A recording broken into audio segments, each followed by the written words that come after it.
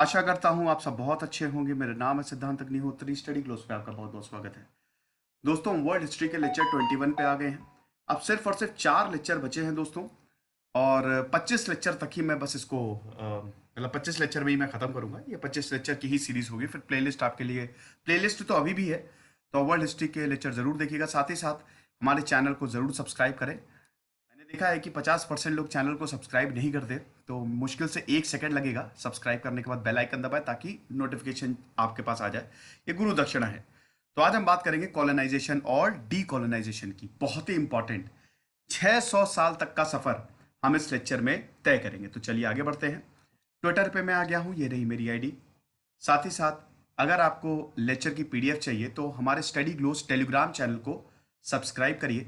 जैसे ही lecture upload होता है तुरंत पीडीएफ आपको स्टडी ग्लोस चैनल पे, टेलीग्राम चैनल पे मिल जाएगी, तो आप जरूर सब्सक्राइब करें। दोस्तों, कॉलोनाइजेशन मतलब होता है उपनिवेशवाद। तो क्या होता है कॉलोनाइजेशन? देखिए, दो चीजें हैं। एक है आपका कॉलोनाइजेशन, उपनिवेशवाद, और एक है आपका इंपीरियलिज्म, जिसको हम कहते हैं साम्राज्यवाद। याद रखिएगा, कॉलोनाइजेशन और उपनिवेशवाद, सॉरी, कॉलोनाइजेशन और इंपीरियलिज्म, ये दोनों में फर्क है, डिफरेंस है। ठीक है, कई बार लोग इसको एक ही में ही इस्तेमाल कर लेते हैं। हाँ, लगभग दोनों सेम ही है, लेकिन एक डिफरेंस ये है कि दोस्तों, इंपीरियलिज्म मतलब होता है आपके पास कितनी ताकत है। पावर के दम पे आप साम्राज्य खड़े करते हैं। साम्राज्यवाद नाम है ना, साम्राज्यवाद। तो आप खुद ही सोचिए, इंपीरियलिज्म का मतलब होता है कि कौन कितना साम्राज्य बना रहा है। अब वो किसी के दम पे भी हो सकता है, पावर के दम पे देखा हमने, जैसे आप रोमन एम्पायर को देखिए, ठीक है, ग्रीक एम्पायर को देखिए, उन सब ने एक्सपैंड किया। आप समझ रहे हैं, वो एक्सपैंड करते थे, राज्यों को अपने अंदर लेते जाते थे। वो है इंपीरियलिज्म, वो है पावर, कि हम टेरिटरी को एक्वायर करते हैं। समझ रहे हैं? तो इंपीरियलिज्म जो है, साम्राज्यवाद जो है, नाम ये ना साम्राज्यवाद, नए नए साम्राज्य बनाना और जोड़ते जाओ अपनी टेरिटरी में, वो अलग है। कॉलोनियलिज्म जो है वो अलग है, ठीक है। और कॉलोनियलिज्म जो जब अप्लाई करते तो होता है कॉलोनाइजेशन। मतलब क्या हुआ? कॉलोनियलिज्म का मतलब है कॉलोनीज बनाओ, ठीक है। यहां पे हम डायरेक्टली भी कंट्रोल कर सकते हैं और इनडायरेक्टली भी कंट्रोल कर सकते हैं। समझ रहे हैं? जैसे अगर मान लीजिए कि भारत ब्रिटिश की, मतलब भारत मान लीजिए कि ब्रिटिश ने अगर साम्राज्यवाद की नीति अपनाई होती, ठीक है, तो ब्रिटिश ने जहां पे कब्जा किया, जहां पे अपना रूल स्टैब्लिश किया, वो क्या होता? वो ब्रिटिश के ही अंदर आता। आप समझ रहे हैं? वहां पे उस देश के अंदर जब जब ब्रिटिश, जैसे भारत ब्रिटिश के पास था, तो यहां पे फिर ब्रिटिश जो है वो पूरा सब कुछ अपने कंट्रोल में ले लेती। आप समझ रहे हैं? लेकिन भारत में ऐसा नहीं हुआ। यहां पे राजा महाराजा भी पैरेलली चल रहे थे, ठीक है। तो भारत जो है वो कॉलोनी था। तो कॉलोनियलिज्म का मतलब होता है, यहां पे उपनिवेशवाद का मतलब होता है जहां पे एक सेंट्रल पावर है वो डोमिनेट करे। आप समझ रहे हैं? तो ये होता है सेंट्रल पावर। जैसे भारत ब्रिटिश की कॉलोनी, तो सेंट्रल पावर कौन है? ब्रिटिश। समझ रहे हैं? वो डोमिनेट कर रही है, लेकिन भारत ने अपनी पूरी स्वायत्तता नहीं खोई है। समझ रहे हैं? हाँ, ये आप कह सकते हैं कि कंट्रोल अल्टीमेटली ब्रिटिश का हो गया। भैया, ब्रिटिशर जब यहां पे आए थे तो आए भी तो नहीं थे एक तरीके से डायरेक्टली, वो थोड़ी ना आए थे। उन्होंने तो अपनी कंपनी को भेजा था। ईस्ट इंडिया कंपनी एक प्राइवेट कंपनी थी, ठीक है। ऐसा थोड़ी ना कि ब्रिटेन जो है यहां पे आ गया था। हाँ, फ्रांस जो है, फ्रांसीसी यहां पे आए थे। वो सरकारी कंपनी आई थी जो फ्रेंच ईस्ट इंडिया कंपनी थी, लेकिन ईस्ट इंडिया कंपनी एक प्राइवेट कंपनी थी। पहले वो मुनाफा देती थी, शेयर देती थी सरकार को, लेकिन 1857 की क्रांति के बाद सब कुछ ब्रिटिश के अंदर हो गया, पूरा भारत क्राउन के अंदर आ गया। लेकिन भारत एक कॉलोनी था, है ना, यहां पे साम्राज्य नहीं था। आप समझ रहे? ऐसा नहीं कि ब्रिटिश एक्सपैंड करके भारत ब्रिटिश के पास आ गया, ठीक है। भारत एक कॉलोनी था, ठीक है। तो यहां पे बेसिकली अथॉरिटी जब कोई मेंटेन करता है पॉलिटिकल इकोनॉमिक फैक्ट के लिए, ठीक है, यहां पे सेटल होता है कोई, जिससे जो मेन पावर है, मेन अथॉरिटी, उसको बहुत फायदा होता है, वो होता है कॉलोनियलिज्म। आप समझ रहे हैं? तो उपनिवेशवाद का मतलब ये होता है। दूसरी चीज क्या है? देखिए, जब भी कोई देश जो है वो किसी की कॉलोनी बनता है, तो वहां के जो रिसोर्सेज हैं, जो भी सामान है, वो सेंट्रल पावर का। जैसे मान लीजिए कि ब्रिटिश, ये है ब्रिटिश, ठीक है, तो ब्रिटेन जिन जिन को अपनी कॉलोनी बनाएगा, उसका सब कुछ ब्रिटेन का होगा। जैसे भारत के जितने भी रिसोर्सेज थे वो सब ब्रिटिश एक्सप्लॉइट करता था। भारत ब्रिटिश जितनी भी ईस्ट इंडिया कंपनी आई है, ठीक है, चाहे फ्रेंच ईस्ट इंडिया कंपनी हो, चाहे वो डेनिश, चाहे डच ईस्ट इंडिया कंपनी हो, चाहे ब्रिटिश हो, ठीक है, वो सब इसलिए आई हैं क्योंकि भारत में भर भर के रिसोर्सेज मिलते हैं, और अफ्रीका में भी ये लोग गए हैं क्योंकि वहां पर रिसोर्सेज की भरमार है। इस दुनिया में सबसे ज्यादा रिसोर्सेज आपको हीरे जवाहरात वो सब आपको अफ्रीका में मिलेंगे, और अमेरिका में भी यही। तो यानी कि वो सारे के सारे रिसोर्सेस ब्रिटेन के हुए, ब्रिटिश के हुए, या स्पेन के हुए, या पोर्तुगल, या जो भी सेंट्रल पावर होता है, सारे रिसोर्सेज उनके। आप समझ रहे हैं? तो ये चीज है। इंपीरियलिज्म जो है वो बहुत पहले से चलता आया है, लेकिन कॉलोनी, बेसिकली कॉलोनी ये 16th सेंचुरी से बनानी शुरू की। ठीक है, अब ये शुरू हुआ था दोस्तों जब ट्रेड रूट डेवलप हुआ, है ना। देखिए, अगर हम बात करते हैं, पहले सब कुछ जमीनी रास्ते से होता था, है ना, और भारत बहुत ताकतवर था भैया। दुनिया की 1/3 जीडीपी का कंट्रीब्यूशन अकेले भारत करता था। ठीक है, तो भारत से बहुत कुछ एक्सपोर्ट किया जाता था पूरी दुनिया में। तो होता क्या था कि ये है यूरोपियंस, ठीक है, और ये है इंडिया, और यहीं पे आप चाइना को भी ले लीजिए। तो इंडिया और चाइना से खूब सारा जो रॉ मटेरियल है वो जाता था। रॉ मटेरियल का फिनिश्ड गुड्स भी जाते थे यूरोपियंस, और यूरोपियन जो था वो भर भर के बुलियंस भेजता था। बुलियंस मतलब सिल्वर और गोल्ड, उस समय पेपर करेंसी थी नहीं। तो हुआ क्या कि भारत खूब अमीर होता गया, लेकिन यूरोपियंस के खूब ज्यादा बुलियन जाता गया। अब हुआ क्या, जब कॉलोनीज बनाई इंडिया और चाइना दोनों ही, चाइना तो कॉलोनी नहीं हुई थी, प्रॉपर कॉलोनी नहीं हुई थी, लेकिन चाइना की भारत से ज्यादा बुरी हालत हो गई थी, क्योंकि चाइना में वेस्टर्न पावर्स का इतना भयानक डोमिनेशन था कि चाइना के लोग तो बहुत बुरी हालत थी। तो भारत और चाइना की सेम ही जैसी हालत, लेकिन चाइना की ज्यादा बुरी हालत थी। ठीक है, तो हमने ये देखा कि ये चीज रिवर्स हो गई। जब भारत को ब्रिटिश ने अपनी कॉलोनी बनाया, तो भारत से क्या हुए, हीरे जवाहरात गए, मतलब बुलियंस गए, और यूरोपियन से, यूरोप से, ब्रिटिश से फिनिश्ड प्रोडक्ट्स आने लगे, फिनिश्ड गुड्स आने लगे। यानी कि चक्री उल्टी हो गई। पहले हम खूब पैसा लेते थे यूरोपियन से, लेकिन बाद में जैसे ही हम कॉलोनी बने, ये चक्री ही उल्टी हो गई, हम खूब पैसा देने लगे। 1:52,000 का, 5200 का रेशियो था। यानी कि अगर यूरोप से एक माल आता था, ठीक है, नहीं सॉरी, अगर हम यूरोप को एक माल भेजते थे तो 5200 माल खरीदते थे। आप समझ रहे हैं, ये रेशियो था, और इतना भयानक, इतनी भयानक स्थिति थी भारत की, आप समझे। तो ये है हमारा कॉलोनियलिज्म, उपनिवेशवाद। अब ये शुरू होता है 16th सेंचुरी से। कैसे? ये 1488 से बेसिकली शुरू हो गया था। 1488 में जब बार्थोमेडलस ने अफ्रीका को खोजा। देखिए, अभी मैंने आपको बताया कि जमीनी रास्तों पे कब्जा हो गया था यहां पे अरब्स का। जब ऑटोमन एम्पायर का उदय हुआ तो जमीनी रास्तों पे अरब्स का कब्जा हो गया, और वहां से बिजनेस करना खतरे से खाली नहीं था। तो अब नए रास्ते की जरूरत है। तो हम ये देखते हैं, शुरू होती है एज ऑफ डिस्कवरी, जिसको यूरोपियन डिस्कवरी भी बोला जाता है। ये एज ऑफ डिस्कवरी शुरू हुई, यहां पे समुद्री रास्ते खोजे गए। आप समझ रहे हैं? अब समुद्री रास्ते खोजे क्यों गए? भारत को ढूंढो और नए नए लैंड मासेस को ढूंढो, जहां पे जमीन मिले, बताओ हमको, हम अपनी कॉलोनी बनाएंगे। सिंपल सा रूल, आप समझ रहे हैं? तो हम ये देखते हैं कि ये 15th सेंचुरी में, मतलब इधर वास्को डगामा, अब सबसे पहले क्या था, स्पेन और पोर्तुगल ने अपने मिशंस भेजे, ठीक है, कि जाओ ढूंढो, भारत को ढूंढो। सबसे पहले भारत को ढूंढने की खोज यहां पे जद्दोजहद हुई, क्योंकि जमीनी रास्तों पे मैंने बताया ना किसका कब्जा हो गया, ऑटोमन्स, वहां पे मुश्किल होता था। तो ये अब देखते हैं समुद्र के रास्ते से 1498 में ये इधर वास्को डगामा निकले। ठीक है, अब वास्को डगामा जो है वो ट्रैवल करते करते करते करते, रुकिए मैं आपको यहां पे दिखाता हूं, ये देखिए, ठीक है, यहां से निकले, कहां चला गया, ठीक है, और इधर यूरोप से, मतलब पुर्तगाल से निकले, पुर्तगाल ने स्पॉन्सर किया था, और यहां से ट्रैवल करते करते पहले अफ्रीका पहुंचे, ठीक है, फिर उसके बाद ट्रैवल करते करते करते इधर पे पूरा ये रूट ही लिया था, और फिर हम ये देखते हैं भारत पहुंचे। भारत के कोचीन में 1498 में वास्को डगामा आए।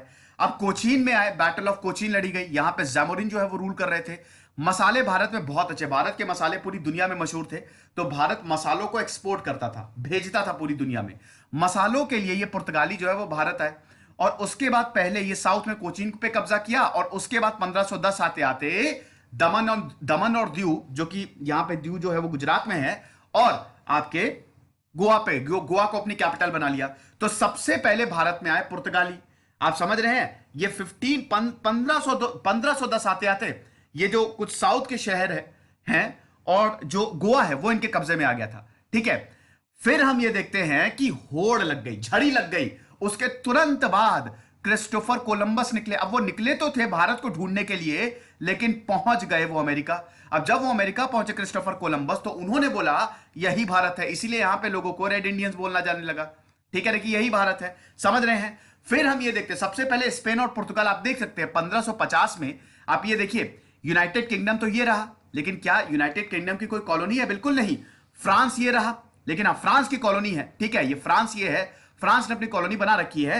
लेकिन अब पुर्तगाल को देखिए, ठीक है, ये पुर्तगाल जो है, पुर्तगाल ये रहा, और ये देखिए अफ्रीका में, ठीक है, अफ्रीका में इनिशियल कॉलोनी, ठीक है, फिर इधर पे, और उसके बाद ये भारत में आप देख सकते हैं, ये छोटे छोटे आप ग्रीन में स्पॉट देख रहे हैं ना, ये जो थे वो पुर्तगाल के कब्जे में थे। और स्पेन आप देख रहे हैं, स्पेन की अच्छी खासी, अब देखिए स्पेन की बात कर लेते हैं। चलिए, हमने पुर्तगाल की बात कर ली। इधर क्रिस्टोफर कोलंबस जो थे, क्रिस्टोफर कोलंबस को स्पेन ने भेजा था, ठीक है, स्पेन ने, थे वो इटालियन, लेकिन स्पेन ने उनके मिशन को स्पॉन्सर किया था। पहले क्रिस्टोफर कोलंबस जो थे वो पुर्तगाल के पास गए कि महाराज हमको एक्सप्लोर करने दो, ठीक है, लेकिन पुर्तगालियों ने मना कर दिया। फिर स्पेन ने बोला कि चलो कोई बात नहीं, वहां की जो क्वीन थी, रानी थी, हम तुमको यहां पे स्पॉन्सर करते। क्योंकि दोस्तों, स्पॉन्सर करने का मतलब ये है, स्पॉन्सर आप समझ रहे हैं, कि अगर मुझे कहीं पे जाना है, मुझे पैसे की जरूरत है, बकायदा आर्मी की जरूरत है, शिप्स की जरूरत है, ठीक है, तो वो मुझे किंगडम ही प्रदान करेगा ना, मेरे पास इतने पैसे नहीं है। तो क्रिस्टोफर कोलंबस, स्पेन ने क्रिस्टोफर कोलंबस को बोला कि हम तुमको शिप्स भी देंगे, आदमी भी देंगे, जाओ ढूंढो जमीन। तो क्रिस्टोफर कोलंबस निकले और इधर अमेरिका पहुंच गए, ठीक है। अब हम ये देखते हैं कि जब स्पेन में ये इधर अमेरिका पहुंचे, ये इधर पहले तो ये कैरिबियन आइलैंड जो आज वेस्ट इंडीज आप जिनको बोलते हैं ना, यहां पे घूमे। फिर उसके बाद अमेरिका के तट पे, साउथ अमेरिका हो गया, इधर नॉर्थ, तो इधर पे घूमे। 4 वॉयज की थी, मतलब 4 बार हम देखते हैं कि क्रिस्टोफर कोलंबस ने ट्रैवल किया था, ठीक है। और फिर ये वापस आए। पहली बार गए जब ये, तो उसके बाद खाली देख के वापस आ गए थे कि अच्छा ठीक है, अमेरिका है, अभी रुको, अभी हम थोड़े कुछ दिनों बाद आते हैं और उसके बाद तुम पे कब्जा करेंगे। फिर अगले साल गए, और अगले साल अच्छे खासे आदमियों को लेके गए थे। तो कॉलोनी बनाना स्पेन ने यहां पे शुरू कर दिया, आप समझ रहे हैं। तो इसीलिए जो इनिशियल कॉलोनीज थी वो पुर्तगाल और स्पेन की बनी, क्योंकि इन्होंने सी रूट डेवलप कर लिया था। ये आप देख सकते हैं, साउथ अमेरिका जो है, ठीक है, ये स्पेन के पास था, समझ रहे हैं। अब कहानी आगे बढ़ती है। ये तो इनिशियल था, लेकिन धीमे धीमे जब समुद्री रास्ता खोज लिया गया, खेल खत्म। अब होगा क्या कि ब्रिटेन सबसे आगे निकलेगा, ब्रिटेन और फ्रांस में होड़ मच जाएगी, ठीक है। दोनों के बीच अब कंपटीशन छिड़ेगा कि कौन कितनी कॉलोनी बना सकता है, समझ रहे हैं। अब ये फिलीपींस जो है, ये भी देख सकते हैं, ठीक है, ये भी इधर स्पेन के ही कब्जे में था। तो शुरुआत में स्पेन ने कॉलोनी बनाई, लेकिन अब हम ये देख रहे हैं कि जैसे जैसे वक्त आगे बढ़ा, वैसे वैसे ब्रिटेन के पास ताकत ज्यादा आ गई। ब्रिटेन के पास ताकत इसलिए आई ज्यादा, इंडस्ट्रियल रेवोल्यूशन 1750 में ब्रिटेन में इंडस्ट्रियल रेवोल्यूशन आ गया, बस खत्म। जैसे ही इंडस्ट्रियल रेवोल्यूशन है, उसमें मेरा सेपरेट लेक्चर है। ब्रिटेन ने कॉलोनाइजेशन स्टार्ट कर दिया। ऐसा इसलिए है क्योंकि ब्रिटेन के पास बहुत पैसा आ गया भाई, इंडस्ट्री ब्रिटेन ने बना ली। ऊपर से स्टीम इंजन का जैसे ही इन्वेंशन हुआ, जेम्स वॉट ने किया, हालांकि पहले से ही स्टीम इंजन पे काम चल रहा था, वैसे ये इंजन जो है वो हर जगह यूज होने लगा और बड़ी बड़ी इंडस्ट्रीज लग गई। अब जो है, हम ये देखते हैं कि जो वर्कर्स का काम है, जो इंसान का काम, वो बहुत ही आसानी से होने लगा। लेकिन ब्रिटेन को चाहिए थे रॉ मटेरियल, और ये इंडस्ट्रियल रेवोल्यूशन धीमे धीमे पूरे यूरोप में फैल गया। अब जहां जहां ये इंडस्ट्रियल रेवोल्यूशन फैला, उस देश ने ज्यादा कॉलोनीज बनानी शुरू कर दी। क्यों? क्योंकि उनको चाहिए तो रॉ मटेरियल्स, और ये रॉ मटेरियल्स कहां से आएंगे? भारत और अफ्रीका। अफ्रीका से तो बकायदा स्लेव ट्रेड शुरू हो गया था ना, आप समझ रहे हैं। अब आप देखिए, ये 1800 आते आते ये 19th सेंचुरी में क्या पूरा हुआ, ये आप देख सकते हैं। स्पेन के पास देखिए, स्पेन ने देखिए पूरे मेक्सिको को, तो स्पेन ने सबसे पहले मेक्सिको के ऊपर हमला बोला था। हर्नांडस कोर्टेज जो है वो 1595 में मेक्सिको आए, ठीक है। अब देखिए 100 साल पहले ऑलरेडी स्पेन जो है, स्पेन ने साउथ अमेरिका को तो अपने कब्जे में ले ही लिया है, साथ ही साथ पुर्तगाली भी भारत में आ गए हैं। लेकिन पुर्तगाली तो वहीं रह गए, लेकिन स्पेन का आप देखिए कितनी तेजी से इन्होंने कॉलोनीज बनानी शुरू की है। ये पूरा का पूरा ब्राजील हो गया, और ये देख सकते हैं, नहीं सॉरी, ये जो ब्राजील है ये तो पुर्तगाल के पास है, लेकिन जो साउथ अमेरिका है उस पर कौन रूल कर रहा है? आधा साउथ अमेरिका स्पेन के पास है और आधा साउथ अमेरिका पुर्तगाल के पास है। अब इसलिए था क्योंकि साउथ अमेरिका में भी बहुत सारे रिसोर्सेज मिलते थे। अब ये शुरू हुआ 1595 में, हर्नांडस कोर्टेस ने, ये जो आप ये देख रहे हैं ना, इसको मेक्सिको कहते हैं, ठीक है, मेक्सिको है ये। हर्नांडस कोर्टेस ने मेक्सिको पे कब्जा कर लिया। मेक्सिको पे, आज का मेक्सिको, जिसको पहले एस्टेक एम्पायर कहते थे, डिस्ट्रक्शन ऑफ एस्टेक एम्पायर के नाम से ये एपिसोड मशहूर है। एक्चुअली होता क्या था, ये जो कॉलोनियल पावर्स है, ये जहां पे जाते थे, जैसे साउथ अमेरिका गए, भारत आए। साउथ अमेरिका में क्या था, साउथ अमेरिका में इंडिजीनियस लोग रहते थे, वहां के खुद के लोग रहते थे, नेटिव लोग थे। ऑस्ट्रेलिया जब ब्रिटेन गया तो यहां पे भी नेटिव पॉपुलेशन थी, ठीक है, यहां के खुद के लोग यहां पे पहले से रह रहे थे। हुआ क्या कि जब ये लोग जहां पे भी जाते थे उनकी नेटिव पॉपुलेशन को खत्म कर देते थे। जेनोसाइड, बकायदा दोस्तों जेनोसाइड किया है इन्होंने, नरसंहार किया है। क्योंकि ये जो नेटिव पॉपुलेशन है, ये इन कॉलोनियल पावर्स के खिलाफ आवाज उठाती थी। भाई आपकी जमीन पे कोई कब्जा कर रहा है, आप हजारों सालों से वहां रह रहे हो और एक नया इंसान आया उस पर कब्जा करने लगा, तो आप क्या करोगे, आप उससे लड़ोगे ना। यही होता था। ये साउथ अमेरिका में नेटिव पॉपुलेशन थी, अमेरिका में नेटिव पॉपुलेशन थी, जिनको रेड इंडियंस बोला जाता था। इन सबको खदेड़ने लगे ये लोग। पहले तो इन्हीं को ही ये लोग काम पे लगाते थे, ठीक है, क्योंकि अभी मैंने आपको बताया ना कि साउथ अमेरिका में बहुत सारे रिसोर्सेज मिलते थे। साउथ अमेरिका आपको कॉफी मिल जाती थी, चॉकलेट कोकोआ मिलता था, उसके बाद आपका रबर मिलता था, ये सारी प्लांटेशन, शुगर मिलता था। ये सब, ये जो कमर्शियल क्रॉप है ना, ये साउथ अमेरिका में होते थे। तो इसीलिए साउथ अमेरिका को पुर्तगाल, स्पेन और बाद में ये सारे यूरोप ने बांट लिया। लेकिन यहां पे जो यहां के नेटिव लोग थे, उन्हीं को ही काम पे लगा दिया कि तुम यहां पे काम करो, हम तुम पे पैसा देंगे। लेकिन जिन नेटिव लोगों ने, जो यहां के मूल निवासी थे, जब उन्होंने आवाज उठाई तो उनको खत्म कर दिया, उनको मार दिया। ऑस्ट्रेलिया में तो बाकायदा ये ऑस्ट्रेलियन जेनोसाइड के नाम से मशहूर है। जब ब्रिटेन ने ऑस्ट्रेलिया पे कब्जा किया 1788 में, ब्रिटेन जो है यहां पे आया था। ऑस्ट्रेलिया जो है ना, टोटल अगर हम बात करते हैं तो यहां पे 8 स्टेट्स हैं, नहीं सॉरी 6 स्टेट्स हैं। तो अगर हम बात करते हैं तो ब्रिटेन आए थे, तो ब्रिटेन, ये जो सेटलर्स इनको बोला जाता था, ये जो यूरोपियन पावर्स इनको सेटलर्स बोला जाता था, क्योंकि ये दूसरे देशों में जाके सेटल होते थे। तो ऑस्ट्रेलियंस ने यहां पे इनको रोका कि आप क्या कर रहे हो, लेकिन ये माने नहीं। और दोनों में नेटिव मूल निवासी जो हैं और जो सेटलर्स, उनके बीच में बाकायदा युद्ध होता है। युद्ध हालांकि बहुत बड़े पैमाने पे नहीं, लेकिन छोटे छोटे युद्ध होते रहे। अब यूरोपियन पावर जो थी, ये बड़े ही मॉडर्न थे, एडवांस्ड थे। इनके पास गजब के शिप थे, गन पाउडर भले ही चाइना में आया, लेकिन ये लोग बहुत अच्छे से हथियारों का यूज करते थे, बड़ी बड़ी बंदूकें थी, क्योंकि इंडस्ट्रियल रेवोल्यूशन आ चुका था यहां पे। तो इसके दम पे, इस मॉडर्निटी के दम पे, इन्होंने हर जगह की जो इंडिजिनियस पीपल थे ना, जो मूल निवासी थे, उनको मिटा दिया। समझ रहे हैं, या तो उनको गुलाम बना लिया कि हमारे लिए काम करो, या फिर उनको खत्म कर दिया। जिन्होंने अपोज किया उनको खत्म कर दिया। अमेरिका में क्या हालत थी, अमेरिका में दोस्तों बहुत वक्त तक भी, जब अमेरिका को आजादी मिली 1776 में, जब अमेरिकन रेवोल्यूशन है, उसके बावजूद ये जो पूरा का पूरा यूएसए, ये जो यूनाइटेड स्टेट्स ऑफ अमेरिका आप देख रहे हैं ना, ये सब मूल निवासियों का था। लेकिन ये ब्रिटिशर क्या करते थे, मतलब ये यूरोपियंस क्या करते थे, ये यूरोपियंस पहले तो जब कहीं पे भी जाते थे, ये बोलते थे कि अरे हम तो खाली ट्रेड करेंगे, ठीक है। देखिए दो तरीके होते हैं ना, या तो आप अगर किसी देश को अपनी कॉलोनी बना रहे हो, सीधा वहां पे हमला कर लो। अब हमला करेंगे तो इसमें कोई गारंटी तो है नहीं कि आप जीतोगे, हो सकता है आप हार जाओ, या हो सकता है आपको बहुत ज्यादा नुकसान हो, फिर कॉलोनी बनाने का फायदा ही क्या। तो ये यूरोपियंस क्या करते थे, ये लोग जाते थे, एग्रीमेंट कर लेते थे, कहीं पे भी जाते थे। भारत में भी यही किया इन्होंने, भारत में बंगाल में आए, हाथ जोड़ा इन्होंने कि अरे नहीं नहीं, हम तो खाली यहाँ पे ट्रेड करना चाहते हैं। लेकिन धीमे धीमे क्या किया, पूरे फोर्टिफाई करते थे, किले बनाते गए ये लोग, है ना। और उसके बाद भारत में जो लोग रूल कर रहे थे उनसे युद्ध लड़ते गए, युद्ध लड़ा, ट्रीटी साइन की, फिर उस ट्रीटी का उल्लंघन किया, फिर युद्ध होता था, फिर ट्रीटी साइन की, और दूसरे तीसरे युद्ध तक आते आते भारत में हर साम्राज्य को, हर बड़े साम्राज्य को मिटा दिया। आप समझ रहे हैं, तो ये यूरोपियंस के पूरे यूरोप की स्ट्रैटेजी होती थी कि पहले जाओ और हाथ पैर जोड़ो, वहां पे बस कॉलोनी बना लो। जहां पे देखिए, जब ऑस्ट्रेलिया में ब्रिटेन गए थे, ऑस्ट्रेलिया में भी यही किया था। यहां के जो मूल निवासी थे, इन्होंने रोका, ब्रिटेन को रोका कि कहां आ रहे हो, तो इन्होंने बोला कि नहीं नहीं, आपको हम परेशान नहीं करेंगे, हमको बस यहां पे सेटल हो जाने दो। लेकिन जैसे ही वक्त आगे बढ़ा, फिर ये लोग जमीनें हथियाते गए, ये लोग आगे बढ़ते गए, ये रुके ही नहीं, ये लोग आगे बढ़ते गए, जमीनें हथियाते गए। और जब यहां के मूल निवासियों ने इनको रोका, खत्म कर दिया। ऑस्ट्रेलियन जेनोसाइड के नाम से ये पूरा मशहूर है बाकायदा। आप समझ रहे हैं, तो ये सब कुछ हुआ। उसके बाद दोस्तों हम ये देखते हैं कि इंडस्ट्रियल रेवोल्यूशन तो एक बहुत बड़ा कारण था ही, उसके बाद फिर रिसोर्सेज भी बहुत बड़ा कारण थे। रॉ मटेरियल्स इनको चाहिए थे, कच्चा माल इनको चाहिए था, ठीक है, जितना ज्यादा कच्चा माल हो सके इनको चाहिए, क्योंकि इंडस्ट्रियल रेवोल्यूशन में मशीन में कच्चा माल डाल डाल के फिनिश्ड प्रोडक्ट्स ये लोग लाते थे और उसको फिर ये एक्सपोर्ट करते थे पूरी दुनिया में। बहुत पैसा कमाया, आप समझ सकते हैं। तो ये, अब दोस्तों हम ये देखते हैं कि ये तो ये हो गया। फिर उसके बाद राष्ट्रवाद भी एक कारण था कि एक कॉलोनाइजेशन हुआ। राष्ट्रवाद मतलब जैसे जर्मनी यूनाइट हो गया 1871 में, ठीक है। उसके बाद 1871 में इटली भी यूनाइट हो गया। तो राष्ट्रवाद का उदय हुआ पूरे यूरोप में। अब राष्ट्रवाद का उदय हुआ मतलब फैलाओ अपनी जमीन, ये भी एक बहुत बड़ा कारण था। आप समझ रहे हैं। फिर उसके बाद हम ये भी देखते हैं कि जो ये नए जो समुद्री रास्ते नए नए डिस्कवर हो गए थे, ये मैं आपको बता ही चुका हूं, ये सब कॉजेज है।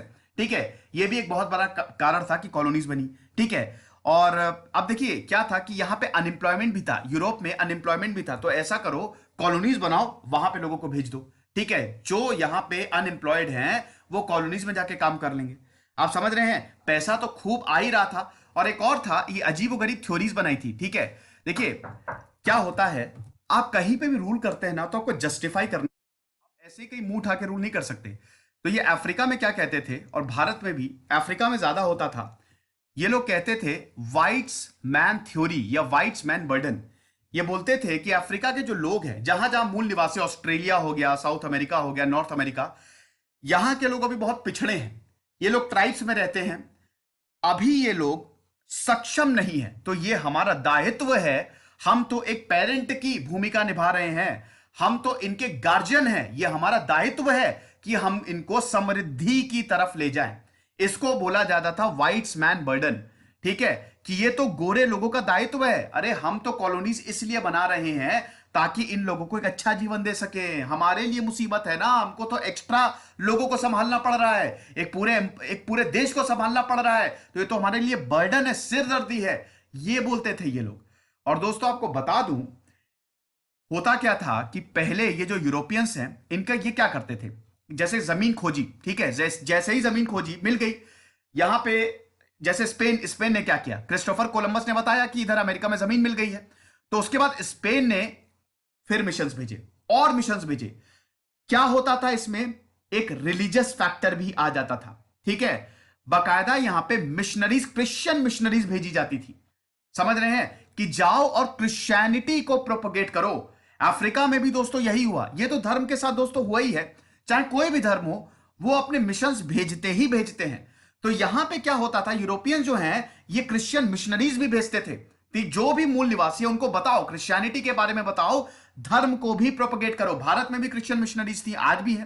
ठीक है, आज भी बहुत यहां पे एक्टिव है। ठीक है, अब देखिए इसमें कोई गलत बात नहीं है, हमारे संविधान में भी लिखा है कि आप रिलीजन को प्रोपोगेट कर सकते हैं, कोई दिक्कत नहीं, लेकिन forced conversion is bad. Forced conversion नहीं होना चाहिए, ये फिर वो आपराधिक, मतलब ये अपराध है एक तरीके से। तो हम ये देखते हैं कि क्रिश्चियन मिशनरीज भी इन कॉलोनियल ये जो कॉलोनियल मतलब जो कंट्रीज थी, ठीक है, जिनको अपनी कॉलोनी बनाया था यूरोप ने, वहां पे मिशनरीज जाती थी और क्रिश्चियनिटी को भी प्रोपोगेट करती थी, और उसके बाद बहुत सारे लोग क्रिश्चियनिटी में भी कन्वर्ट होते थे। तो एक तरीके से दबदबा यूरोपियंस का ही काबिज हो रहा है। आप समझ रहे हैं, यहां से नहीं तो जब कहना ना कि सीधी उंगली से घी नहीं निकले तो टेढ़ी उंगली कर लो। ठीक है, वही हो रहा है यहां पे। ठीक है, तो पूरी तरीके से यूरोपियंस जो हैं, साउथ अमेरिका इधर, ये नॉर्थ अमेरिका हो गया इधर, पूरे अफ्रीका में, चलिए मैं आपको आगे दिखा देता हूं। ये आप देख सकते हैं 1900 में क्या हालत थी। ठीक है, ये तो आपको 1800 था, अब 1900 में देखिए पूरा का पूरा अफ्रीका जो है वो ऊपर से नीचे तक कॉलोनाइज हो चुका है। देखिए पहले क्या था, अफ्रीका में जितने भी जो कॉलोनियल कंट्रीज थे वो कोस्ट पे ही रहते थे। ठीक है, अंदर जाना बहुत मुश्किल था अफ्रीका के, ठीक है, बहुत ज्यादा, क्योंकि पूरा अफ्रीका में जंगल था, भयानक। यहाँ पे जानवर मिलते हैं, आपको पता ही है, शेर हो गए, सब जितने भी बड़े बड़े जानवर है वो सब अफ्रीका में आपको मिलेंगे। शेर हो गए, हाथी हो गए, सबसे खतरनाक सांप हो गए। तो बहुत मुश्किल था अफ्रीका के अंदर एक्सप्लोर करना। लेकिन जब टेक्नोलॉजी बढ़ी, जब इंडस्ट्रियल रेवोल्यूशन आया, बाकायदा रेलवे स्टैब्लिश कर ली। भारत में भी रेलवे स्टैब्लिश कर दी गई थी। लेकिन रेलवे जो है, ये इन्होंने जितनी भी कॉलोनियल पावर्स हैं, ये यूरोप ने इन लोगों के लिए स्टैब्लिश नहीं की थी, अपने लिए स्टैब्लिश की थी। ठीक है ना, ताकि ट्रांसपोर्टेशन ऑफ गुड्स जो है वो बहुत आसान हो सके। इन्होंने सब कुछ अपने लिए किया था। ये भले ही जस्टिफाई कर रहे हो कि हमारा दायित्व है कि इन लोगों को हम समृद्धि की ओर ले जाएं, लेकिन दोस्तों इतिहास गवाह है, समृद्धि तो छोड़िए, भारत को पूरा बर्बाद कर दिया, पूरा बर्बाद कर दिया। जब ब्रिटेन यहां से छोड़ के गया था, भारत की जीडीपी नेगेटिव में चली गई। 300 साल पहले तक, 400 साल पहले तक हम दुनिया की 1/3 जीडीपी, 33% हम कंट्रीब्यूट करते थे। लेकिन देखते ही देखते जब तक ब्रिटिशर रहे, भारत की जीडीपी नेगेटिव में चली गई, भारत के लोग गरीबी में चले गए और बहुत बुरी हालत। यही ऑस्ट्रेलिया के साथ हुआ। ठीक है, यही पूरे अफ्रीका में तो आप देख ही रहे हैं, अभी तक वहां पे सिविल वॉर चल रहे हैं। ठीक है, उस समय भी अफ्रीका में जितने लोग थे, अफ्रीका के साथ तो सबसे बुरी हालत हुई थी ना अफ्रीका में। देखिए अफ्रीका में क्या हुआ था, देखिए ध्यान से सुनिएगा। ये तो अभी तक मैंने आपको बताया। अब इसका सबसे भयानक रूप उभरा स्लेव ट्रेड के हाथों। इस्लाम का जब उदय हुआ तो अफ्रीका में भी इस्लाम पहुंचा और वहां पे भी धर्म का प्रोपगेशन हुआ, ठीक है। तभी आप देखेंगे कि अफ्रीका में ज्यादातर जो कंट्रीज हैं वो इस्लाम को फॉलो करती हैं, है ना। लेकिन हुआ क्या कि पहले तो अरब से जो है यहां से स्लेव्स को पकड़ के लेके आते थे, लेकिन धीमे धीमे जब इंडस्ट्रियल रेवोल्यूशन आया और जब लोगों की कमी होने लगी, जैसे साउथ अमेरिका में जैसा कि मैंने बताया कॉफी यहां पे मिलती थी, रबर मिलता था, सब कमर्शियल क्रॉप्स यहां पे मिलते थे। अब यूरोप के पास कहां आदमी है ज्यादा, अगर आप पूरे यूरोप को भी मिला ले तो वहां पे आदमी कहां। तो यहां पे जो मूल निवासी थे इनको काम पे रखा जाता था। जैसे अमेरिका में सोना डिस्कवर हो गया था, ठीक है, और साउथ अमेरिका में भी सोना हीरा, और अफ्रीका में तो कॉपर सोना हीरा सब कुछ डिस्कवर हो गया था। तो आदमी जो है वो यूरोप में थे नहीं। अफ्रीका और इधर साउथ अमेरिका में क्या होता था, यहां के मूल निवासी को ही रखा जाता था कि तुम हमारे साथ काम करो। लेकिन धीमे धीमे ये मूल निवासी भी कम पड़ने लगे, तो क्या करें, स्लेव ट्रेड करो ना, ठीक है। गुलामी प्रथा का उदय होता है। होता क्या था कि अफ्रीका से भर भर के पकड़ पकड़ के गुलामों को, स्लेव्स को लाया जाता था और अमेरिका में बेच दिया जाता था, ठीक है। पहले तो ये सिर्फ काम करने के लिए लाए जाते थे, लेकिन जैसे जैसे वक्त आगे बढ़ा लोग अपने शौक के लिए भी स्लेव्स को रखने लगे और इनकी हालत, स्लेव ट्रेड दोस्तों इतिहास का सबसे काला चैप्टर है, ठीक है। और अमेरिका में तो पूरा ये इसका कारोबार बहुत ज्यादा होता था और फिर गोल्डन ट्रायंगल ये बनता था, ठीक है। इसको बहुत ही फेमस है, ठीक है, ये गोल्डन ट्रायंगल बनाता था और इसी को दोस्तों द ट्रायंगुलर ट्रेड भी बोला जाता था। ट्रायंगुलर ट्रेड मतलब क्या, जैसे स्लेव्स यहां गए, उसके बाद जो गुलाम थे उन्होंने बड़ी मेहनत की, खेती की, रॉ मटेरियल भेजा उन्होंने यूरोप को, और उसके बाद यूरोप में यही प्रोडक्ट जो है अफ्रीका में बेचे जाते थे। तो ये ट्रायंगल बना दिया था, इसको ट्रायंगुलर ट्रेड बोला जाता था।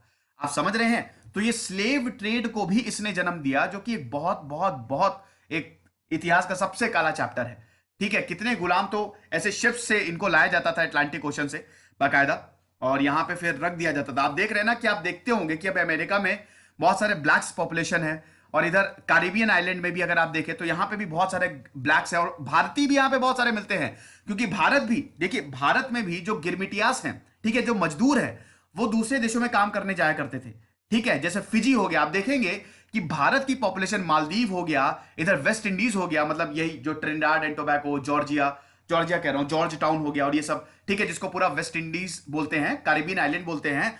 जैसे वेस्ट इंडीज की टीम में आप देखते होंगे कि उसमें बहुत सारे इंडियंस हैं, शिव नारायण चंद्रपॉल, राम नरेश शरवण, ठीक है ना। और उसके बाद ये जो मजदूर हैं ये यहाँ पे फिजी हो गया, इंडोनेशिया हो गया, इधर मालदीव्स हो गया, ठीक है, मलेशिया हो गया। ये सब क्या थी, ये जितनी भी कॉलोनीज थी ये सब यूरोपियंस के अंदर थी, ठीक है। और भारत से भी यहां पे मजदूर जाते थे और बाद में वो लोग यहीं पे ही रह गए। आप समझ रहे हैं। तो एक तरीके से हम देख रहे हैं कि स्लेव ट्रेड को भी कॉलोनाइजेशन ने जन्म दिया और यूरोप खूब फायदा उठा रहा था इन सब का, ठीक है। खूब भर भर के यूरोप को पैसा आ रहा था, तो इनको क्या दिक्कत है। अभी 1900 में आप देख सकते हैं। अब आप देखिए, इंडिया पूरी तरीके से ब्रिटेन के कब्जे में आ गया है, ठीक है। ऑस्ट्रेलिया पूरी तरीके से ब्रिटेन की कॉलोनी हो गया है, ठीक है। जर्मन एम्पायर की बात करें तो जर्मन एम्पायर है, लेकिन ये 1990 के बाद, ये जो 1919 वर्ल्ड वॉर 1 के बाद ये सब कॉलोनीज जो है वो जर्मनी से छीन ली जाएगी, ठीक है। जर्मन एम्पायर भी है। रशियन एम्पायर आप देखिए कितना बड़ा है, रशियन एम्पायर ने तो धूम मचा दी थी। फ्रांस देखिए आप, ये देखिए लाइट ब्लू में फ्रांस देखिए, ये इंडो चाइना पूरा फ्रांस के पास है, ठीक है। बाकी ये जो नॉर्थ अफ्रीका, नॉर्थ के कुछ नेशंस है, ये फ्रांस के पास है। उसके बाद जर्मनी देखिए, फ्रांस वैसे आपको बता दूं ये अल्जीरिया और इधर इजिप्ट जो है, ठीक है, नहीं इजिप्ट नहीं सॉरी, अल्जीरिया जो है पूरा का पूरा फ्रांस के पास है। उसके बाद फिर ये ग्रेट ब्रिटेन तो मैंने आपको बता ही दिया। ये जो लाल रंग में आप देख रहे हैं ये अफ्रीका में देखिए कितनी सारी चीजें, साउथ अफ्रीका जो है वो पूरा ब्रिटेन के पास था। इटली का देखिए, इटली में ये जो पूरा ये सोमालिया हो गया, इथियोपिया हो गया, ये इटली के पास था, ठीक है ना। ये बाद में इथियोपिया को भी, ये जो पूरा का पूरा ये सब इटली के पास चला गया था, ठीक है। तो आप देख सकते हैं नेदरलैंड्स को देखिए, ये पूरा ये जो इधर डच ईस्ट इंडीज जिसको बोलते थे, ठीक है, ये सब नेदरलैंड्स के पास है ना, इंडोनेशिया वगैरह बाकायदा सब कुछ। तो आप देख सकते हैं कि इन्होंने पूरी दुनिया को, स्पेशली अफ्रीका को तो पूरा का पूरा कॉलोनाइज कर दिया था। और अफ्रीका की बात करें दोस्तों तो अफ्रीका के बहुत सारे देशों को कॉलोनिस्ट ने बसाया है। जैसे जिम्बाब्वे हो गया, ठीक है, सेसिल रोड्स ने इसको बसाया है। आप समझ रहे हैं। तो ये सब कुछ हुआ। अब उसके बाद फिर आप ये देखिए, ये 1945 आते आते, ठीक है, अब ये डीकोलोनाइजेशन का समय था। यहां से हम देख रहे हैं कि डीकोलोनाइजेशन जो है, ये कोई और मैप है, आप ये देख लीजिए, बेस्ट है। डीकोलोनाइजेशन अब शुरू हो गया था, ठीक है। देखिए एडवांटेजेस की बात करें तो सबसे पहले तो रिलीजन फैला, ठीक है, क्रिश्चियनिटी, बहुत जगह पर क्रिश्चियनिटी आई। फिर उसके बाद मॉडर्नाइजेशन हुआ, मॉडर्नाइजेशन और टेक्नोलॉजिकल एडवांसमेंट। देखिए रिलीजन का मतलब ये है कि यहां पे जो क्रिश्चियन मिशनरीज स्टैब्लिश हुई, वहां पे जिस देश में ये लोग गए उस देश में मॉडर्न एजुकेशन भी लेके आए, रिलीजन के साथ साथ साइंस भी लेके आए। आप देखते होंगे कि आज भी जो मिशनरीज स्कूल हैं, सेंट पॉल्स हो गया, सेंट मतलब इधर सेंट मार्टिन हो गया, बहुत बड़े बड़े जो मिशनरीज स्कूल हैं, वहां पे आप देखेंगे पढ़ाई काफी अच्छी होती है ना। और हम भी चाहते हैं कि हमारे बच्चे ऐसी मिशनरी स्कूल में अच्छी खासी इंग्लिश बोले, अंग्रेजी बोले, वहां पे पढ़े। तो रिलीजन का मतलब ये है कि जब मिशनरीज गई तो वहां के लिए उन्होंने काम भी किया, ठीक है ना। ऐसा नहीं कि इन्होंने काम नहीं किया, इन मिशनरीज ने काम बहुत ज्यादा किया अफ्रीका में भी। उसके बाद मॉडर्नाइजेशन और टेक्नोलॉजिकल एडवांसमेंट सबसे इंपॉर्टेंट। देखिए मॉडर्निटी बहुत ज्यादा आई, जैसे रेलवे डेवलप होने लगी, ट्रांसपोर्ट बहुत अच्छे से डेवलप हुआ, ठीक है। और उसके बाद शिप्स बहुत अच्छे अच्छे डेवलप हुए, समझ रहे हैं। और नए नए इनोवेशन हुए, क्योंकि इंडस्ट्रियल रेवोल्यूशन हो गया था, तो नए नए इनोवेशन हुए। फिर नेचुरल रिसोर्सेज हर जगह मिले। नेचुरल रिसोर्सेज तो देखो दोस्तों, नेचुरल रिसोर्सेज जैसे सोना हो गया, इधर अमेरिका में सोना मिल गया, सोने की खदानें मिल गई। अफ्रीका में कॉपर हो गया, सोना हो गया, गोल्ड, ये डायमंड हो गया, हीरा हो गया, ये सब मिल गया। नेचुरल रिसोर्सेज बहुत सारे मिले, जिससे अगेन इनोवेशन को बल मिला। जब कोयले की खदानें मिली, बहुत सारा कोयला मिला, तब हम ये देखते हैं कोयले से, कोयला बहुत जरूरी था बिजली बनाने के लिए, स्टीम इंजन चलाने के लिए, तो नए नए इनोवेशन भी हुए। लेकिन इसके डिसएडवांटेजेस दोस्तों बहुत सारे हैं। सबसे पहले सरकार जो थी वो बिल्कुल ही अनफेमिलियर थी। मतलब क्या था कि कहीं पे कोई, जैसे अफ्रीका में उनका अपना सब कुछ चल रहा था और एकदम से आप गए एकाएक चेंज कर दिया, तो यहां पे लोगों का फ्रीडम चला गया, ठीक है। स्लेव ट्रेड में किसी को कुछ, कहां फ्रीडम था, इंसान को एज अ प्रोडक्ट के रूप में देखा जाता था। स्लेव ट्रेड की बात करें, जो स्लेव थे, जो गुलाम थे, उनको सिर्फ और सिर्फ एज अ प्रोडक्ट, जैसे होते हैं ना sofa, TV, AC, product, price tag लगा होता है, ऐसे ही स्लेव ट्रेड में होता था, समझ रहे हैं। अब नेचुरल रिसोर्सेज तो डिस्कवर हुए, लेकिन इसका इतना ज्यादा यूज किया कि वहां के लोगों को भी इसके लिए मार दिया गया था। समझ रहे हैं कि नेचुरल रिसोर्सेज पे सिर्फ और सिर्फ कॉलोनियल पावर्स का हक है, पैसा सबका दिमाग खराब कर देता है। यहां पे एग्जैक्टली वैसे ही हुआ। सबसे बड़ी बात हुई कि हमारी डोमेस्टिक इंडस्ट्रीज चली गई। भारत में तो सबसे बड़ा यहाँ पे प्रभाव पड़ा। पहले जो वर्कर्स थे, जो डोमेस्टिक इंडस्ट्री थी हमारी, जो यहाँ पे जो हमारे आर्टिस्ट थे, ठीक है, जो बहुत ही अच्छा काम करते थे, उनकी एकाएक नौकरी चली गई, क्योंकि इंडस्ट्रियल रेवोल्यूशन आ गया, नई नई मशीनें आ गई। तो मशीन जो है वो 100 लोगों का काम एक बार में कर रही थी, जिसकी वजह से इंडिजीनियस इंडस्ट्री जो है उनको सबसे ज्यादा नुकसान पहुंचा, समझ रहे हैं। और उसके बाद इसी एक्सप्लॉइटेशन के कारण बहुत ज्यादा गरीबी हुई, ठीक है, लोग भूखे मरने लगे, ऐसी हालत आ गई थी, आप समझ सकते हैं। फिर यहां पे एक और आपको बता दूं कि कल्चर और लैंड का भी पूरी तरीके से डिस्ट्रक्शन हुआ। जैसे मिशनरीज ने अच्छा काम तो किया, और यहां पे जो कॉलोनियल पावर्स हैं वो भले ही यहां पे आ गई हो, लेकिन उन्होंने इनके कल्चर को भी पूरी तरीके से खत्म कर दिया। आप समझ रहे हैं ना, मैंने बताया ना कि बहुत सारे जेनोसाइड किए, यहां पे नरसंहार किए, इनके पूरे कल्चर को मिटा दिया था। लैंड को तो छीन ही लिया, जमीन तो इनकी छीन ही ली खुद, मतलब जो जमीन है, इट्स ऑल अबाउट जमीन। ये पूरा जो कॉलोनाइजेशन है वो तो जमीन पे ही हुआ ना, तो जितनी ज्यादा जमीन जिस देश के पास होगी उतना अच्छा। तो जमीन छीनते गए ये लोग, अनइक्वल ट्रीटीज साइन करते गए एक के बाद एक, समझ रहे हैं। और सबसे बड़ी बात, रेशियल डिस्क्रिमिनेशन शुरू हो गया। व्हाइट और ब्लैक्स के बीच में बहस छिड़ गई। व्हाइट अपने आप को बहुत सुपीरियर मानते थे, क्योंकि हमारा रंग खाली गोरा है इसलिए हम सबसे सुपीरियर हैं, और ब्लैक्स को बहुत ही ज्यादा इंफीरियर माना जाता था, इनको कोई राइट्स नहीं थे, आप समझ रहे हैं। तो ये डिसएडवांटेज थे। लेकिन जैसा कि मैंने बताया, पॉलिटिकल इंपैक्ट मैंने आपको बताया ही, ठीक है, इसमें सब कुछ कवर हो ही गया है। इंपैक्ट की बात करें, पॉलिटिकल इंपैक्ट की बात करें, तो यहाँ की लोकल गवर्नमेंट को सब खत्म कर दिया यहाँ पे, ठीक है।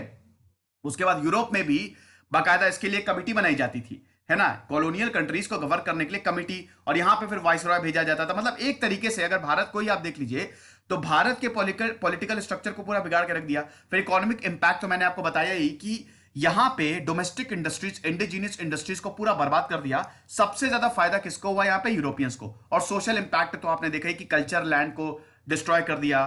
फिर यहाँ के जो ये लोग लैंग्वेज बोलते थे, और उसके बाद इनका जो भी कस्टम्स एंड ट्रेडिशन थे उनको खत्म कर दिया। जैसे भारत में लॉर्ड मैकॉले आए, मैकॉले कमीशन लेके आए, तो वहां पे वो अपनी एजुकेशन उन्होंने थोप दी कि भारत जो अभी तक एजुकेशन फॉलो करता आ रहा है वो बकवास है, ठीक है, सब कुछ वेस्टर्नाइज करो। तो ये फिर उसके बाद डीकोलोनाइजेशन शुरू होता है। डीकोलोनाइजेशन दोस्तों वर्ल्ड वॉर 2 के बाद शुरू हुआ। वर्ल्ड वॉर 2 के बाद दोस्तों, जब वर्ल्ड वॉर 2 खत्म हुआ, तो एक के बाद एक देशों ने आजादी लेनी शुरू कर दी, ठीक है, क्योंकि वर्ल्ड वॉर 2 में बहुत लोगों की जाने गई। और उसके बाद फिर जो कॉलोनियल पावर्स थी उनके पास इतनी ताकत भी नहीं थी कि अब हम इस चीज को कंटिन्यू कर पाए, ठीक है ना। तो एक के बाद एक देशों ने आजादी ले ली। सबसे पहले भारत ने आजादी ली। उसके बाद अगर हम बात करते हैं तो आप यहां पे देखिए, ठीक है, यहां पे इधर इजिप्ट हो गया, इजिप्ट ने आजादी ली, ठीक है। इधर अफ्रीका भी आजाद हो गया, ठीक है। अलग अलग देश बन गए। अल्जीरिया ने आजादी ले ली, आप देख सकते हैं 1960। अलग अलग यहां पे ये भी बेसिकली ईयर भी लिखे हुए हैं, ठीक है ना, कि किसने 1960 आते आते, ठीक है, ज्यादातर देशों ने 80 to 90% देशों ने आजादी ले ली थी। आप समझ रहे हैं। तो ये डी कॉलोनाइजेशन भी शुरू हुआ, ठीक है। और वर्ल्ड वॉर टू सबसे बड़ा दो पावर उभरे यहां पे, एक था अमेरिका और एक है सोवियत, ठीक है। लेकिन ये अलग अलग तरीके का कॉलोनाइजेशन शुरू हो गया। कॉलोनाइजेशन तो इसको नहीं कहेंगे, लेकिन हाँ इनडायरेक्ट कॉलोनाइजेशन तो था ही, क्योंकि अमेरिका ने इधर इराक पे इन्वेड कर दिया, ठीक है। इधर ईरान पे अमेरिका ने, ईरान पे तो नहीं, इराक को इन्वेड कर दिया, ठीक है। 2003 में अफगानिस्तान को इन्वेड कर दिया। इधर सोवियत ने भी यही किया। सोवियत ने बाकी इधर जितने भी देश थे उन पर अपना कब्जा जमा लिया, ठीक है, जो बाल्टिक स्टेट्स थे, और उसके बाद जो पूरा 14 देशों को मिला के जो यूएसएसआर बना था, इंक्लूडिंग रशिया। तो आप देख सकते हैं कि वर्ल्ड वॉर टू के बाद अमेरिका और सोवियत ये दो सबसे बड़ी ताकत के रूप में उभरे। लेकिन इनका जो कॉलोनाइजेशन था वो इनडायरेक्ट था, डायरेक्ट नहीं था, क्योंकि 1945 तक यूनाइटेड नेशंस आ गया था, और यूनाइटेड नेशंस किसी भी तरीके की कॉलोनी को बनने देगा ही नहीं, वो तुरंत सैंक्शंस लगा देगा, ठीक है। लेकिन ये सब इनडायरेक्टली हुआ, ये आप समझ सकते हैं। तो धीमे धीमे 1945 के बाद से देशों ने आजादी ली। जापान ने भी भयंकर कॉलोनाइज किया। आपको बता दूं कि जापान में जब मेजी रेस्टोरेशन आया 1868 में, ठीक है, तो जापान ने भी पूरे के पूरे, ये जो आप देख रहे हैं ना, ये वाला जो एशिया, साउथ एशिया है, ये जापान के इंडोनेशिया हो गया, इधर सिंगापुर हो गया, ये सब ब्रिटिश से इन्होंने छीन लिया था। चाइना पे भी जापान का कब्जा हो गया था। चाइना पे तो खैर फ्रांस, इधर ब्रिटिश, अमेरिका, जापान, इन सब ने मिलकर कब्जा किया था, ठीक है। और चाइना को तो सारे युद्ध हराए। ब्रिटेन ने भी 2 ओपियम वॉर लड़े, चाइना हरा। जापान ने चाइना को 1894 में हराया। फ्रांस से चाइना हरा 1885 में। तो जितने युद्ध लड़े चाइना ने 19th सेंचुरी में, वो सारे के सारे हारे। तो चाइना को भी जैसे भारत की हालत थी ना, वैसे ही चाइना की हालत थी। चाइना को बेसिकली कुछ भी नहीं मिला। ये आप समझ सकते हैं, समझ रहे हैं। तो ये आप देख सकते हैं दोस्तों, ये ईयर बकायदा लिखे हुए हैं, ठीक है, किसको, कौन से देश को कब आजादी मिले। थोड़ा सा मैथ धुंधला है, लेकिन आप देख लीजिएगा, ठीक है। तो 1945 के बाद सारे देश आजाद हो गए, और उसके बाद फिर वो एक अलग कहानी है। तो ये लेक्चर था दोस्तों डी कॉलोनाइजेशन और डी कॉलोनाइजेशन पे। मैंने सब कुछ कवर कर दिया है। अब थोड़ा आप भी पढ़िएगा, आई होप आपको समझ में आया होगा। खुश रहिए, पढ़ते रहिए। जैसे सिद्धांत अग्निहोत्री साइनिंग।